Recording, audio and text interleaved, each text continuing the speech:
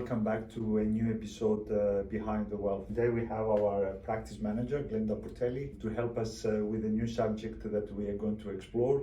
And she has a number of questions. Welcome, Glenda, back again. Thank you, Dimitri, back again, thank you. Before we go ahead, I'd like to make the normal disclaimer. Anything we say today and we mention today is a general advice and is not a specific advice, as we don't know your personal circumstances. And if you have more questions, please give us a call on 0296007760 or email us at pw@silveryoung.com.au. So, Glenda.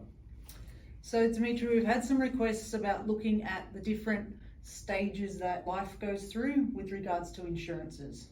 So we're going to take a look at some significant stages in life, and you're going to reflect on what insurances that we should have, okay? So if we take a little bit of a step back in time, I'm 25, I'm single, I earn a good income. What are the insurances that I need? Usually at the early stages of younger people looking to start set up the financial wealth and goals and protect them. For the person in that stage, usually the most important part is the income protection insurance, which protects your income by 70%. So if you earn $100, it protects your income by $70. So if you get sick or has a major accident out of action for some time, you get $70 out of the $100 wages. So this is the first thing, because the income protection is just mainly for you. If something major happens, it is a bit less important. Then the second important thing for younger people, of course, is a trauma insurance. So if there is a major illness, and of course after that is the life and TPD. But if we say condense, the major importance is income protection, then probably trauma because it's for them, then TPD and life last, because at the end of the day, if something happens like a big accident and passed away, there is nothing really family, they need their support usually at that young age. Okay, all right. So if we look at the next big step in life, I've met someone, Dimitri, we've gotten married and we've bought a house. What should I consider now? The most standard process is to see, and we ask the question to both the partners.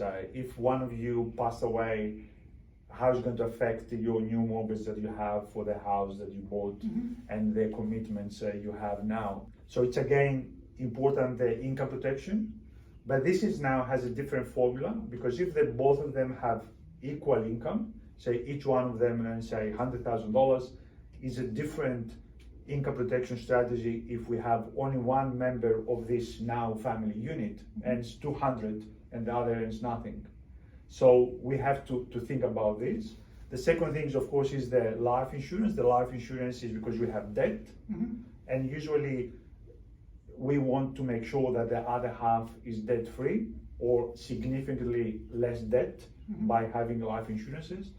And of course, again, is the trauma and TPD has to be considered. But the most important thing usually it is income protection, trauma for each one of them, then again TPD and life. Okay, excellent, thank you. The next stage in life, we've got married, now it's kid time, right? We have a couple of children. A lot of sleepless nights. So yeah, what are the insurances that we should consider when we have kids? The moment we have what we call the family, I mean family, it can be only by two people, it can be as well by two people, but at the moment usually we have children in the equation, there becomes a bit more vulnerability higher for the both sides of if it's a man and a woman, for both partners. And the reason is we rely to each other to raise the family. So now we have a family home which has a significant debt. We have new commitments, so we have probably childcare and schools fees and all this stuff. So if one of the two members of this family unit pass away, the other one is not as free as it was a few years ago, because they have the children and there is a lot more commitments and responsibilities. You are not then by yourself. At the end of the day, if a family with no children, one of the half passed away, The other one, he will grieve, will be upset, Yes. but time is the best healer. Then we move on. And they'll move on. Yeah. But with the family, with the kids, it becomes a little bit harder to move on. Mm-hmm. And usually we ask question, how much of this debt do you want to take it off the system and put it through a life insurance? Mm-hmm. And the standard usually it is at least the main primary residency mortgage to be debt free. Mm-hmm. And then there is extra calculations about the schools, about lifestyle, and this is then we address it on individual cases. But a short answer is life insurance now gets high priority. Mm-hmm. Then of course income protection still gets high priority because it protects the mortgages and the lifestyle of the family now, the 3, 4, 5 members of the family, not just 2. And again, the TPD and the trauma is very important, and we assess it individually per situation. Okay. Now, as with marriages, Dimitri, sometimes they're great and the kids grow up and you become an empty nester. Sometimes life doesn't go so great and you get divorced. So we're going to look at both of those scenarios. So my kids have moved out, I'm mortgage free, I love my husband or wife, and I'm an empty nester. What do I need now? It's facts of life. Divorce is part of life. Yes. So the challenge is then to see when they settle and they just go apart, how much debt we have in every situation. Mm-hmm. And then it is how much they can rely on raising the children. Yes. And also there is other factors, the peripheral factors, the families of these 2 people, how they can be supportive financially or literally day-to-day functions. Mm-hmm. So taking all this action, all this in account, we need again to address that income protection life insurance. But now it's a different mentality, different things. Of course, we need to address also the update the wills, update the superannuation nominations, updating the estate, because now it is not as simple. Mm-hmm. So just for life insurance, it's important as before, because if the other half is in a bad term, divorce, maybe you can't rely for the kids, mm-hmm. for the other half to raise them as when they were together. So again, it is life as long as the kids are still young age. Income protection, because now you are more important than ever. You have not the ability to rely to someone else. Yes.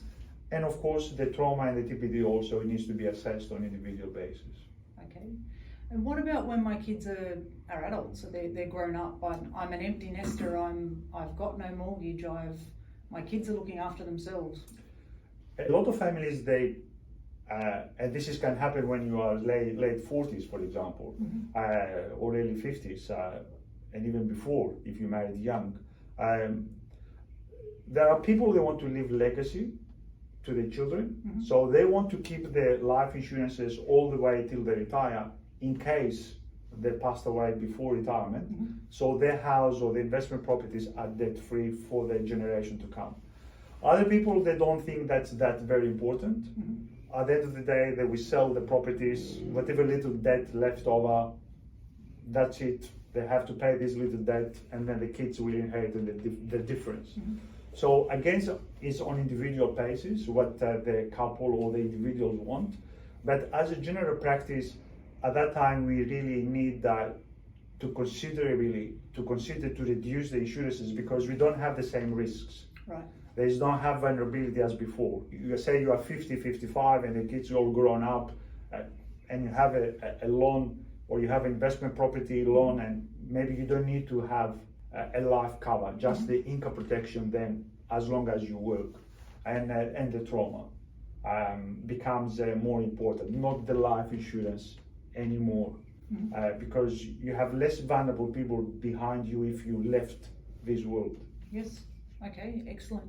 So the next stage in life that I wanted to talk about is pre-retirement. I've worked my whole life, I've paid off my mortgages, I've raised my kids, and now I'm looking to retire. What do I need to consider? This is very important part, and some people sometimes you forget to do that because it's that we procrastinate to address. We need to address these insurances almost every year. Mm-hmm. all the way from the start. If you are 20, 25, till you don't need them at all and you have to cancel them. And the reason for that is at that later stage also there's maybe some inheritance. Maybe you have a very big accumulated superannuation. Then you don't have the need to cover for that risk. So really you pay for a risk, it doesn't need to be covered. So, and the review brings these questions and this information on the table to consider and tick the box and say, okay, I want to take that, or no, I don't need anymore to pay for that insurance because I have enough from that side. Or we reduce it progressively, slowly, till we retire. So it is a very important point of review and time for review, and usually we reduce these insurances all the way, except maybe the income protection, because we're covering 70% of an income we have, and we need that most of the times. So what I'm getting from this conversation, Dimitri, is that insurance isn't a set and forget.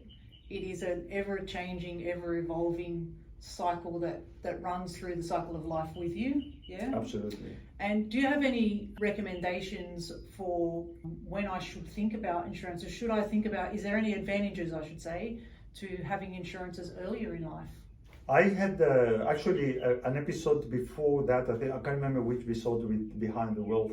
We talked about the good stories episode, and for a young gentleman that he had insurance and then he had a medical issue and then we couldn't get insurance. So you need to consider this as young as possible and when you are healthy. And don't forget there is few things beyond your control. Say for example, for ladies, if a mom had cancer and she's before 60, she had the breast cancer before 60, and you apply for trauma, you consider very negative on your assessment and may put a loading.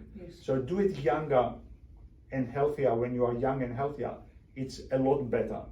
And I guess also when your family generations are younger and healthier as well. Yes, correct. And also, and that's a point for review, you don't need to do the whole insurance package from day one. It is work in progress. You start young and you start with income protection, maybe a small life insurance because you buy your home, in 2-3 years. Then 2 years later you review, then you review again, you increase if you need it, and do some incremental. You have some superannuation insurance already built up that we put on the equation. So the younger you start to consider, it doesn't matter if you take it or not, then you'll be more confident why you take this insurance and why you have this as part. And the truth of the story is we insure our cars that is worth $40,000-$50,000. And we pay $2,000-$3,000 insurance, and we don't insure our income protection, which is on $100,000 for 20 years is $2 million income. We don't insure our life for the value people. It sounds like a no-brainer to me. Yeah, it is, but it's always painful to pay the fees and understandable. But as long as you go the process and you understand why you're doing this and what's the cost benefit. I never had anyone who claimed for his wife or his husband regretted for the fees they paid. And they were very thankful for the husband who did this arrangement years ago. And we have few clients like this happen.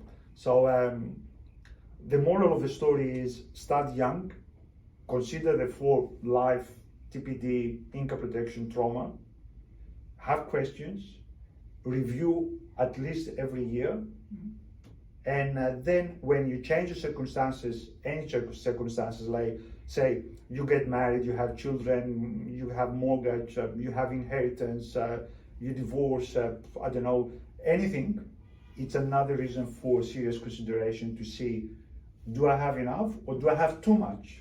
And a lot of times we have too much. We don't need that much, because the property has increased dramatically, the investment property, and the debt now it doesn't become so big part of the equation. Okay, I have one final question for you.